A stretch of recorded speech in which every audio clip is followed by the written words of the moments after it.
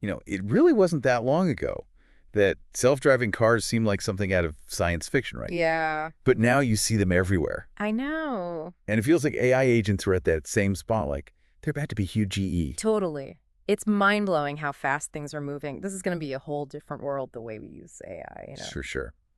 But before we get too far ahead of ourselves, let's break it down for our listeners. Mm. So what exactly are AI agents? Okay, so the simplest way to think about it, imagine like your superpowered digital assistant. Okay. But there's a twist. They can do things on their own. They don't need you to tell them every single step. AI agents can make their own decisions and take action, like juggle a bunch of tasks at once. So it's not like ChatGPT where you have to give a prompt like, "Rep me a song," and it Right. does it. These AI agents could, like, plan your whole vacation and actually book everything for you. Exactly. But even bigger than that, we're talking about whole industries changing because of this. This isn't just hype either. Everyone's saying it. Salesforce, OpenAI, Forbes. Hmm. This is a big deal. Wow. Okay, I can definitely see that.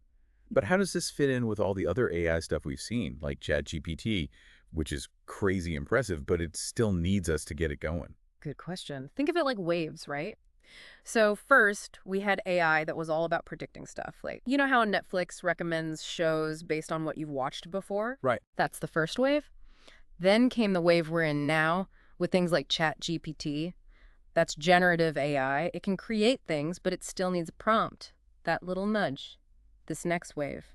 This is the AI agent wave. So it's not just creating, it's actually doing. Yeah.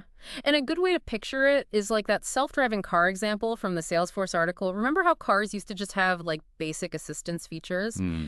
Now some cars can practically drive themselves. That's kind of what's happening with AI agents. I see. So some AI agents are like those self-driving features that keep you in your lane, and others are like full-on autopilot. Exactly. And that's what everyone's talking about, AI doing things on its own. Like Clara she's the CEO of Salesforce AI, she said. We're going from content generation and analysis to automating actions. Automating actions. That's a pretty powerful statement. Yeah. But what does that actually look like in the real world, like in our workplaces? Mm-hmm. Can you give us some concrete examples? Automating actions.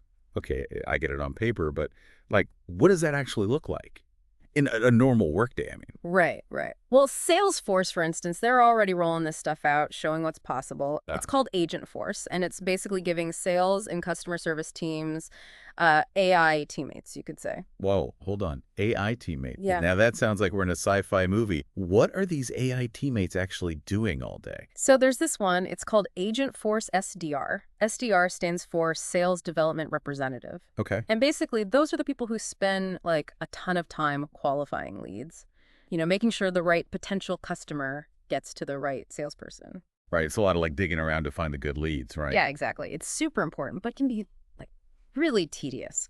So now imagine there's this AI that can just take on a bunch of that lead qualification, Uh-huh. gathering information, Oh. figuring out if it's a good fit, even scheduling calls and demos, all that stuff. Okay. And then the human reps, they're freed up to do what they're best at, right? Building relationships, closing deals, that kind of thing. Oh, that's pretty smart. Yeah. It's like having an assistant who's like amazingly efficient and never gets tired or misses a single detail. Right.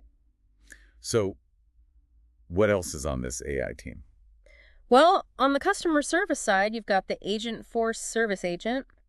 Think about it. All those basic questions that customer service gets flooded with constantly. Oh, I know. What's your return policy? I forgot my password. That kind of thing. Yes, exactly. And you can answer them in your sleep, right? If I ever got any sleep. Yeah. Right. Because those questions come in 24/7. Exactly. But now imagine this. You've got this AI service agent. It's been trained on all your company info, all the FAQs, everything. And it's giving instant answers, the right answers, any time of day or night, which means... Your human agents can actually get to the complicated stuff. Exactly. The stuff that actually needs, that human touch. This isn't just like a fantasy, right? Yeah. Are there companies actually using this stuff? Oh, yeah, totally. Open Table's one.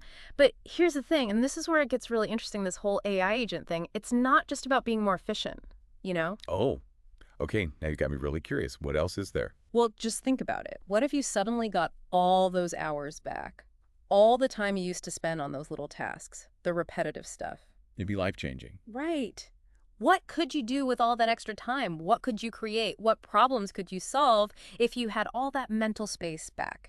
Wow, that's a really powerful question. This isn't just about our jobs being a little bit easier, is it? It's like this AI wave, it's making us rethink what work even means. Right. It's wild to think about, right? Like Yeah. AI pushing us to completely redefine work. But we've seen what AI agents can do. Mm. How do they actually pull it off? What's going on behind the scenes? It really is incredible technology. One of the big things that sets AI agents apart is something we call tool use. But maybe don't picture hammers and wrenches here. Right. Not physical tools. Exactly. When we say tools in this context, we mean things like APIs, even whole software applications. Hold on. APIs. Let's make sure our listener is following along. Yeah. APIs. Those are like, Oh, right. Easy to forget, not everyone speaks fluent tech. Think of APIs like digital messengers. They're how different software programs talk to each other. got it. So your AI agent can book a flight on Expedia or add something to your calendar, all without you having to do a thing. It's like these AI agents have the keys to the whole digital world. They can get any information, make things happen, even talk to other software for us. Yeah, and the Forbes article mentioned this model called Toolformer. It was trained specifically to use these APIs to interact with different tools. It gets even cooler when we start talking about multi-agent architectures. Now, that was a phrase that really stood out to me. Multi-agent architectures. Sounds like something straight out of a computer science textbook. It does, but it's actually pretty simple. Imagine teams of AI agents, each one with its own set of skills, all working together towards one goal. Just like departments at a company. So instead of one AI trying to do everything, it's more like a whole team of specialized AI working together. Exactly. Just like you have designers, programmers, project managers, all collaborating, right? Right. There's this open source project, ChatDev. It's like a mini software company made of AI agents. They've got a CEO agent that sets the strategy, then programmer agents writing code, even a reviewer agent looking for bugs. It's pretty wild. That is seriously cool. And this isn't just like a far-off future thing. There are companies actually putting money behind this right now. Absolutely. And not just the big tech companies either. That Forbes article talked about some really interesting startups.